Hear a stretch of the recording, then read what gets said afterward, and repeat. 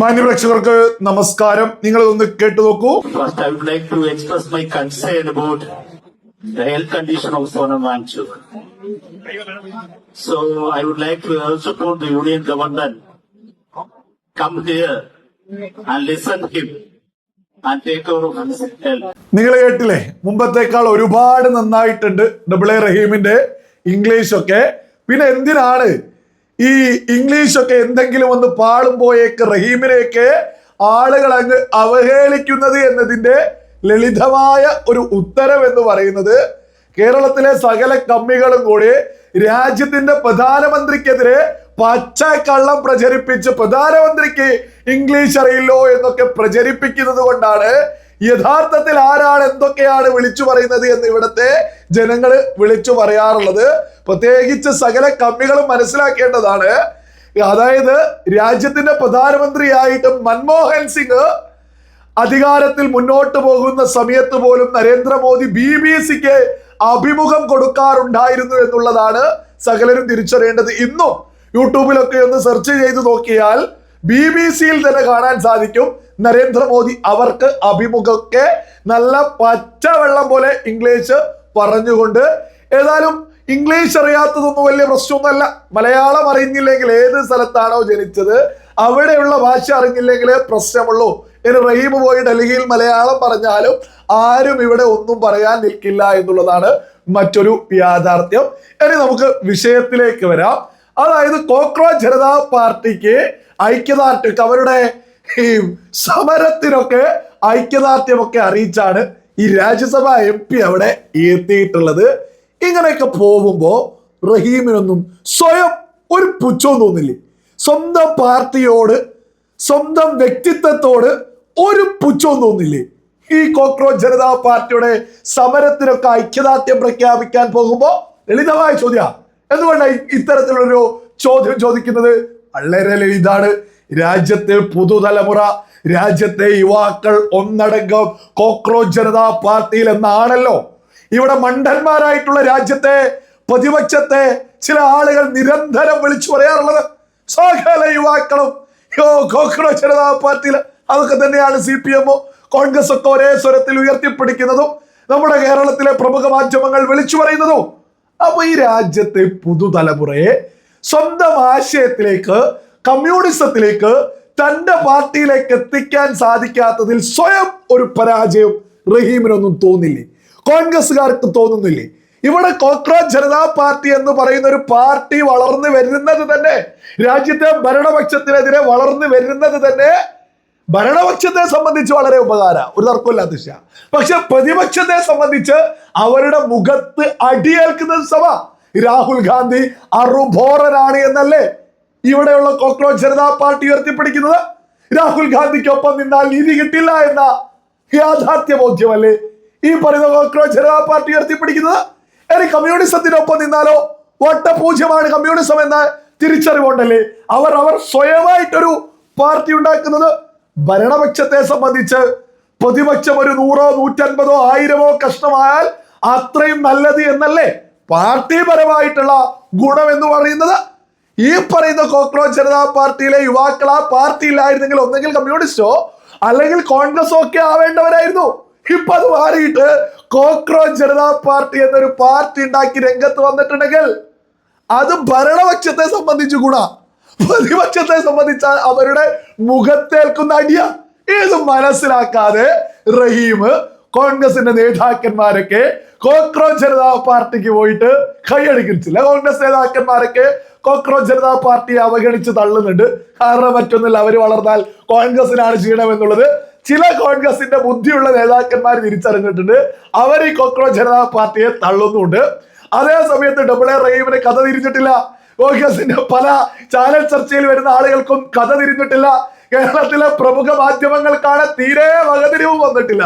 ചാടി വീണ് കോക്രോച്ച് ജനതാ പാർട്ടിക്ക് വലിയ ഐക്യദാർഢ്യം പ്രഖ്യാപിക്കലും മോദി അങ്ങ് മൂക്കിൽ കയറ്റും കോക്രോച്ച് ജനതാ പാർട്ടി എന്നൊക്കെയാ തിരുവണ്ടന്മാരായിട്ടുള്ള കുറെ ആളുകൾ ഇവിടെ കിടന്ന് വിളിച്ചു പറയാറുള്ളത്. ഈ രാജ്യത്തെ യുവാക്കള് ഒരു ഒരു 10% പോലും ഈ പറയുന്ന കോക്രോച്ച് ജനതാ പാർട്ടിയിൽ ഇല്ല എന്നുള്ളതാണ് വളരെ വലിയ യാഥാർത്ഥ്യവും. പിന്നെ ഇൻസ്റ്റഗ്രാമിൽ വന്നിട്ടുള്ള ഫോളോവേഴ്സ് 2 കോടിയിലധികം ആളുകൾ ഫോളോ ചെയ്യുന്നുണ്ട് എന്നുള്ളതൊരു യാഥാർത്ഥ്യമാണ്. അതിവിടെയുള്ള സകല കോൺഗ്രസ്സുകാരുണ്ട്, സകല CPM-കാരുണ്ട്, കേരളത്തിൽ നിന്നാണെന്ന് തോന്നുന്നു കൂടുതലാണ്. പിന്നെ പാകിസ്ഥാനിൽ നിന്നുണ്ട്, അഫ്ഗാനിസ്ഥാനിൽ നിന്നുണ്ട്, ബംഗ്ലാദേശിൽ നിന്നുണ്ട്. ഇങ്ങനെ അയൽ രാജ്യത്തെ മതവെറിയന്മാരുള്ള രാജ്യങ്ങളിൽ നിന്ന് വലിയ രീതിയിൽ ആളുകൾ ഈ കോക്രോച്ച് ജനതാ പാർട്ടി, എനിക്ക് തോന്നുന്ന 1 കോടി ആളുകൾ അത് തന്നെ ആയിരിക്കും. ഇവിടെയുള്ള കോൺഗ്രസ്, CPM, പറയുന്ന കമ്മ്യൂണിസ്റ്റ്, പറയുന്ന ഈ അയൽ രാജ്യത്തെ പാകിസ്ഥാൻ, അഫ്ഗാനിസ്ഥാൻ, ബംഗ്ലാദേശ്, ഇത്തരം ആളുകളും കൂട്ടമായിട്ട് കൂടിയിട്ടുണ്ട്.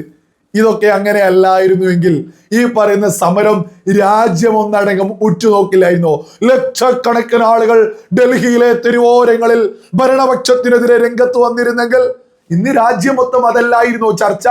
ഇതിപ്പോ റഹീം നമ്മുടെ രാജ്യസഭ MP അവിടെ പോയത് കൊണ്ടല്ലേ നമ്മൾ ഇതൊക്കെ ഒന്നെടുത്ത് ചർച്ച ചെയ്യുന്നത്. കോക്രോച്ച് ജനതാ പാർട്ടിയൊക്കെ വന്നതുപോലെ തന്നെ തിരിച്ചു മാളത്തിലേക്ക് പോയിക്കൊണ്ടിരിക്കുന്നു എന്നുള്ളതാണ് യാഥാർത്ഥ്യം.